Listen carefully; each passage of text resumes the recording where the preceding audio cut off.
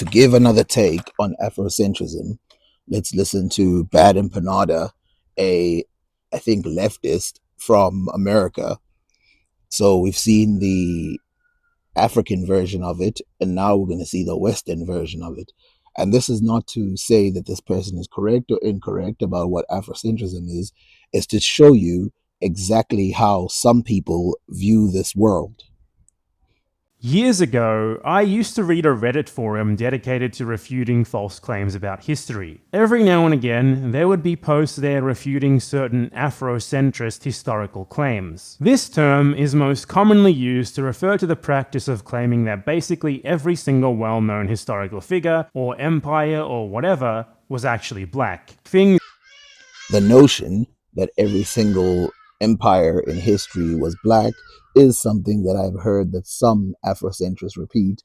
But like I said, if that's the only thing that makes you Afrocentrist, then I am definitely not Afrocentric, because I do not believe that every empire in history was black. I don't believe that every single person up until maybe the 1600s or whatever some people claim were black.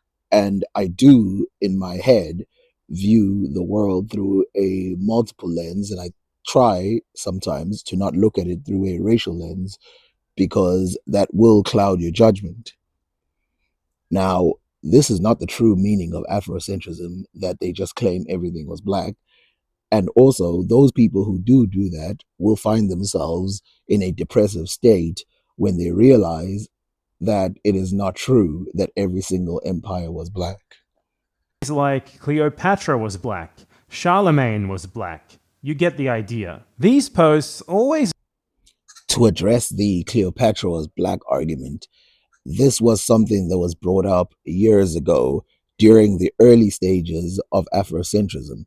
And you saw a divide between a lot of Afrocentrists in the past, where some of them agreed with the idea that Cleopatra was black because it was something that was posed or put forward by some Western scholars to try and challenge Afrocentrism, and others pushed back against it.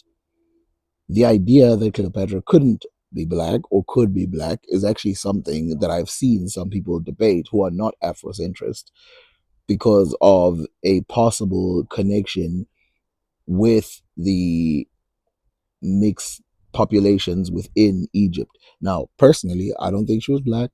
I have no need to think she was black. It doesn't help me that some random queen from the Mycenaeans or whoever the hell they were, Macedonians, was a random black woman. It doesn't do anything for the overall term or the overall study of African history in general. made me feel kinda weird. Everyone aside from the people who were making the claims in the first place can already see that they're just ridiculous and false. Yet the people debunking them would treat them like this was a simple question of evidence. As if showing the tiny and powerless minority that believes this stuff that the evidence doesn't back up their claims would somehow change their mind. As if anything is really being gained by proving them to be epically wrong. It's a This is a level of arrogance by Western scholars and a underappreciation for the ability to teach, for people to say that nobody can change, there's nothing you can do, no evidence will ever change the minds of these people. That is absolutely not true. It is highly possible for these people's minds to be changed by evidence. That is just how every single human being works. And if they go into this level where you can't talk to people, which is why, by the way, a lot of Afrocentrists are given these terms and then thrown to the side, because it's like they will never change. But that is not true. I can name people who used to believe in these ideas that every single person was black. I mean, I know that at least Asar Imhotep used to be part of the Hebrew Israelites, and then he left, and he doesn't care anymore about the race of the ancient Egyptians. He cares more about their connections with Africa linguistically. especially uncomfortable because Afrocentrists are also constantly targeted by white supremacists in strikingly similar ways. And said white supremacists are mostly interested in simply mocking the notion that black people could ever have done anything of any importance. Yet I never saw Now, here's another thing that I believe is the reason why Afrocentrists are so militant. And I explained this to somebody once before, but I'm not going to get into drama by bringing up their name. I explained this before that some people who talk about the Afrocentrists and all of that, when they push back, so many of them are actual racists that when other people push, people assume that it's those same racists pushing back. When in real life, all that is happening is that people are fighting back against ideas that they do not agree with. And if you are not allowed to do that, then you are living in a cult. And I know for a fact that Afrocentric thinking is not always a cult. Or anyone on that subreddit stopping to say, hey guys, we all already know these claims aren't true, so this isn't really anything more than pointless mockery. Wouldn't it be far more productive to instead ask where they came from? Why might some people from a group of people that has endured massive amounts of oppression based on their race decide to take some very well known and generally well regarded historical narratives and insert people like themselves into them? That's an Again, we get to the point where the history matches up with the reality. So, of course, one of the reasons why Afrocentrism exists, I mean, it's probably one of the largest reasons, is that it's a pushback against Eurocentrism, which is why a lot of people say that it is biased from the jump, and why some African Afrocentrists think of it as too much of a push the other way and being born of Eurocentric thinking in the first place. infinitely more productive thing to address than a question like, was Shakespeare actually black itself? This brings us to some recent events. Two prominent black American celebrities, Kyrie Irving and Kanye West, have recently gained a lot of attention after they started spreading the notion that black people are supposedly the real Jews, and that This, of course, is where things get a lot more complicated. So it is true that in Israel, there were multiple people living in those areas, and one of them could have been African people, black African people. Now, where it gets complicated is that there are literally people today fighting a war over the land of Israel. But for some reason, I don't know why it's not acknowledged that if it isn't even settled by the people who live in that land, whose land it is, then how could we settle with the Africans when we are still debating exactly whose land it could be? In the next part, he mentions Kanye West praising a certain dictator. I'm not going to put that on because that's definitely going to get the video demonetized. But again, this has got nothing to do with me. I look at that as drama, and I think people like Kanye West and other people of experts at generating drama on the internet on purpose, and everybody starts to bite, which is why I never talk about stuff like that. There's all kinds of people right now going crazy on the internet. If we focused on them, we will lose the mark of talking about the subject and talk about individuals. that comes from certain sects of a fringe current of converts to Judaism known as the Black Hebrew Israelites. I want to make clear here that this label describes a large number of groups without any sort of central authority, beliefs, or even connections between one another aside from the name. Some are just converts to Judaism with their own syncretic interpretations of the religion, who view other Jews as their siblings. These Black Hebrew Israelites are largely accepted by local Jewish communities. For example, So before I let him continue, and he states, of course, how even the Israelites in Israel acknowledge the fact that the people who are black must have some connection to Israel because there are obviously some connections between Africa and Israel, and the fact that the Bible is a book, or at least the Torah or whatever, is a book for a lot of people. It's not just for a specific type of people, it's for a lot of Israelites. And so they must acknowledge that there must have been black people and God must have created black people and stuff like that. So there is acceptance of Hebrews who are of black descent. Now, a lot of these groups that are called Black Hebrews and stuff like that, a lot of them actually just call themselves Hebrews and not Black Hebrews. And some of them are more militant than others. But again, this is extreme dominating the docile. Example, Capers Funyi, a former black Hebrew Israelite rabbi, was even interviewed on anti-Semitism by the US Holocaust Museum, and I don't think that would have happened if he and others from his congregation believed that non-black Jews were not real Jews. Then there's the So, of course, over here, he gives an example of a Hebrew who is black who believes that even Hebrews who are non black are part of the Hebrew race and that it's not as simple as it's all black people. Whereas you will get factions of black Hebrew Israelites, which will talk about whatever, the Edomite or whatever, some group where they hate them because they're the red man and all this other stuff. But again, this is extreme dominating the docile. You can see that when it comes down to it, the docile will always, first of all, get acceptance. Think about this for a second. Black Jews are accepted in Israel as real Jews for two reasons. One of the reasons being that the Jewish people who left Israel came to places like Somalia and have a traceable history to those lands. much less harmless ones. If you've ever watched the Eric Andre show, you've probably seen him parodying these guys. Not a lot of people know this, but L. Ron Hubbard was a black man. Truth? They like to stand on street corners, and mostly in New York City, screaming absolutely. To be fair, Eric Andre parodies just about anybody. And also, you want to know something weird? And this is actually very ironic that it mentions Eric Andre. Eric Andre is Jewish. So he would be one of those black people who happen to be Jewish. I think his mother was Jewish.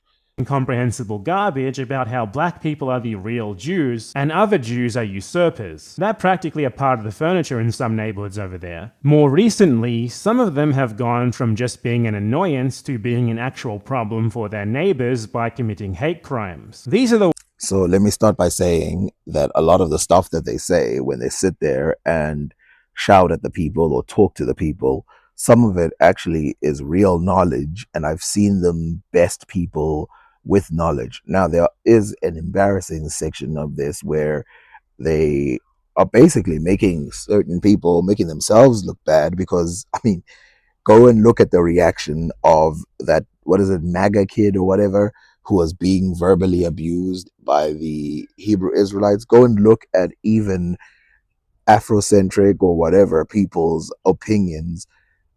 It doesn't look good when you abuse people on the street of any type, because in real life, human beings will find humanity when it comes to things like abuse. And it doesn't matter how dark or deep people go inside of a group, when it comes down to it, if you end up being the aggressor, they will see you as the bad guys and you will end up diminishing or losing people within your factions. ones that incredible geniuses Kyrie Irving and Kanye West have pulled their ideas from. Perhaps this is a good indication that we should stop putting special weight on celebrity opinions. If these This is another opinion that I disagree with. I've seen people say that people who are celebrities, we should not give any value to what they say, but I don't understand why being a singer, a musician, a sports player would make you unable to understand simple concepts like race and nationality and war and stuff like that. Why should we ignore what celebrities say?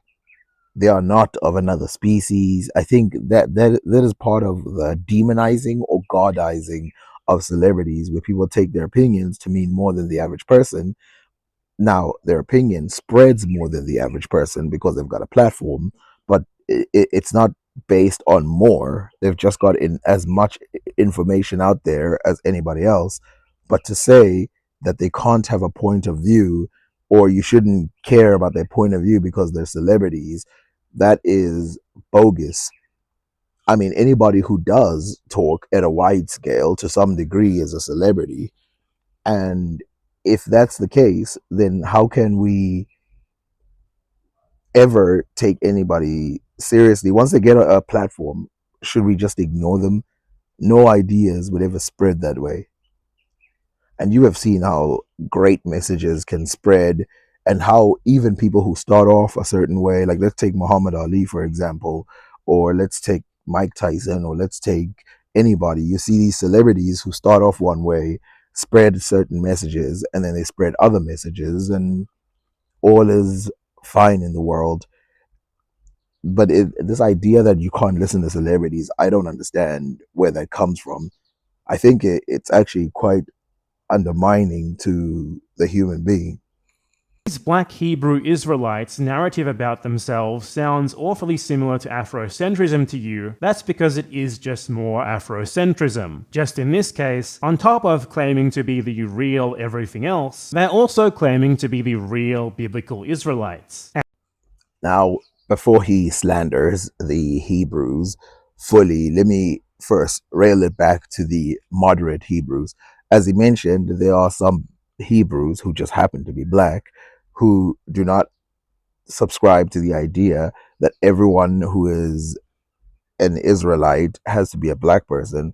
And there's some Hebrews who don't subscribe to the idea that other countries, they're not even worried about other countries or black. They're only concerned about Israel, a lot of them. So to say that they're just a section of Afrocentrism is not correct. And I would even go further than that and say Israel, I mean, you can look at it as a part of Africa, but to some degree, it really is. I mean, not to some degree, in real life, it's really apart from the continent of Africa. It might be influenced by Africa, it might have an extension, but it's outside the continent of Africa. If we take another group, the Pan Africanists, a lot of them don't care about Israel. It's not even close to their heart because it's got nothing to do with their reality. And so, if we waste our time thinking about it, thinking about Israelites as people who hate, then we will lose what is really important, which is the good parts that are brought. What is it? Don't throw the baby out with the bathwater. And yes, I said on top of. It probably won't shock you too much that they also believe in all of the other Afrocentrist stuff. For them, basically, Well, it will shock me because I know some Israelites, you could call them black Hebrew Israelites if you like, but I know some Israelites who are part of this group who don't even care about Africa. So to say that all of them believe this, then I mean, you know how many of these Israelites say we were the real Israelites of the Igbo tribe or whatever, and then they sold us into America, so we can't be friends or whatever with people from Africa because they're the ones who sold us and they will suffer with the white people in the day of judgment or whatever. These people are going against Africans. So to call them Afrocentrists is pretty weird. every single historical figure, kingdom, empire, or what have you that's well known and well regarded in the Western world was actually black, or at least owes a huge debt to black people in some way, and there's a grand conspiracy to hide this truth. So at their core, they're just another group of Afrocentrists. There are some So let me explain something very important. So as time has gone on, and I've noticed this a lot of Afrocentrists focus on the individuals that were there in the beginning of the movement, ignoring some of the people who continued it later. Now you can talk about their motivations and why they're doing it and why, and if them dressing the part, you know, like the Hebrews that dress like the warriors versus the Egyptians who dress like ancient Egyptians in the modern world, if that's just like a version of dress up. But which, by the way, Africans look at it as that way because kind of disrespectful. But let's leave it alone. That part is not that important. Let's talk about two people who I've seen literally debate almost to blows, which is Hebrews versus people like Shaka Amos. So you have Shaka Amos versus Captain Tazariak.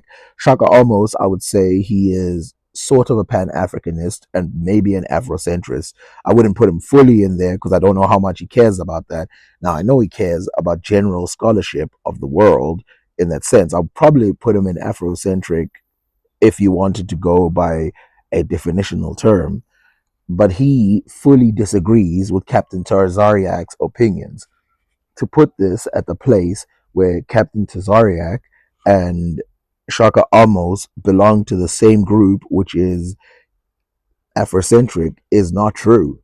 The Hebrew idea is not Afrocentric in its nature. It is rejecting African claims. And this is not to say that there is no connection between Africa and the Hebrews. There definitely is. But this is not accepted by all Pan Africanists, Afrocentrists, or Hebrews, or any of those people. Some of them don't even claim to come from Africa. Some of them claim that Native Americans are part of the real Hebrews. So I don't see how that could be purely Afrocentrist in its nature. Some people who have been using the massive increase in attention on these groups as further supposed proof of certain pre-existing anti-black narratives that they like to peddle. These commentators have been pointing at them, and the celebrities amplifying them, to reinforce stereotypes of black people behaving badly, which also tends to go hand in hand with pet narratives of black people being the real racists that they've long been trying to push. They seem to be practically giddy with delight when talking about this stuff. Like they're super excited for the opportunity to point and laugh at some black people. The we was Kangs. Ignoring the drama of bringing up specific people, it is true that, again, these people, and I think a lot of Afrocentrists don't see it, but these people take the radical side of Afrocentrism and they use it to paint the moderate ones as bad people. And the Afrocentrists, they just continue doing what they're doing, saying they're just talking about history, when in real life, what's happening, and this is why a lot of African people who are not Afrocentrists and a lot of Black Americans, whoever, why they hate the Afrocentrists, why they distance themselves so heavily, take a lot of these Candace Owens types and all of those. The reason why they want to distance themselves so heavily from them is not because they want to appeal to the Western or whatever. It's because it is so easy to take radical takes from these people and then throw it onto normal people, the same way that radical Islam or whatever tries to think. And then now you have to distance yourself in a way that makes it seem like you are so against it that it will whatever. And I'm not against people having opinions about whether or not they are from whatever. I think everything should be explored, and the truth can only be got by exploring every avenue. But if that truth comes with violence or comes with people talking badly about each other, then we're not trying to get to a truth, we're trying to get to domination. And if that is the way to win, then I don't see why anybody would have a problem with white supremacy, because of course that's what they did, right? They just dominated without any real appeal to morality. Like black separatists. And insist that this proves that black radicals in general are exactly the same as white supremacists. These people are no different than white nationalists. This is also all very much a symptom of the fact that whenever fringe groups of non-white people or non-white individuals do or say something bad, they are taken as part of a much wider community that must be collectively held accountable. When black people do something bad, the black community must deal with it. Yet no one ever talks about. Yep, and this is exactly what I'm talking about here, which is the collection. So once these groups are, which are radical, which I'll be honest with you, most black people in the world haven't even heard of these groups and couldn't repeat their opinions, but yet have to distance themselves because they're so radical that even the word alone jumps with fire. The word Afrocentric, if you go and ask anybody, go do it, go on the street and ask them, are you an Afrocentrist? And see what they say. Go find black people and go ask them.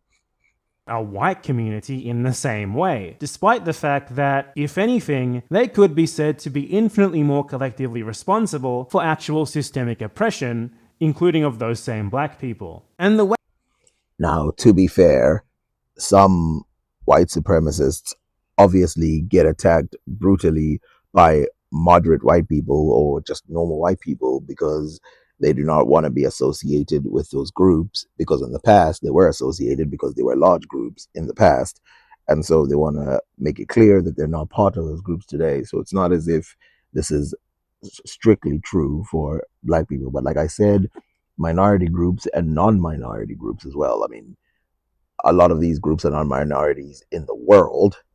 You know, we're the majority in the world, whether you're talking about Asians or whatever you want. If you just go against the white supremacists, the majority of people are not white.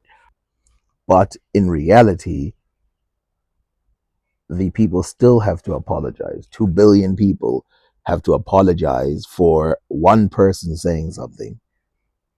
And that's why I don't want to use words like Afrocentric. So when someone says, "Will you apologize for your Afrocentric brothers?" I go, "No," because they don't represent me. this has all been covered, it really feels like some have a desire to blame anti-Semitism in general on black people somehow. There's been far more outrage in the USA over idiot celebrity Kanye West being anti-Semitic than there was over a white man murdering 11 people in a synagogue. Though this is true, I still don't defend what he said. I still think what he said was pretty bad. I don't like the idea of people threatening each other on the internet or saying outrageous things. I think if you're a grown up, you can engage with people without attacking them desperately. Use your words. I'm sure you can think up other ways of getting to people than just going there and saying, "This guy's an idiot, this guy's this guy's that." Now, is he right about the whole Kanye West gets more hate than actual white supremacists? Yeah, because if you take people like Elon Musk, for example, who have said some really weird things in his past, I'll just leave it there. Entirely European roots of anti-Semitism are completely ignored to instead point towards a few rich black celebrities, who themselves picked up this practice after their integration into the elite spheres of a European-derived society in the first place. That's true, but that does not remove personal responsibility. You cannot say, because I live in this system, I can't help but do something. That would mean that you are mentally caged and you are a slave, really. If you are practically unable to make decisions for yourself. Those guys chose to say what they wanted to say. Now, would they have said it if they didn't live in a white supremacist whatever? No. Okay, so I looked at the rest of the video and it just blabbers on about Kanye West being a bad guy, and I'm not really interested in talking about that because, like I said, I don't care about these individuals. It's more about the issues that I care about. So I'm going to end the video here. I hope, by the way, you start to understand why some people want to distance themselves. People go, you just want the Eurocentrists to like you. No, I want normal people to like me, and I promise you that normal people who are black in Africa will not like you if you're an Afrocentrist, especially of the extreme type. Just like they won't like you if you're one of these weird guys who hates black people on the other side, weird black guys who hate black people. For some reason that exists. But yeah,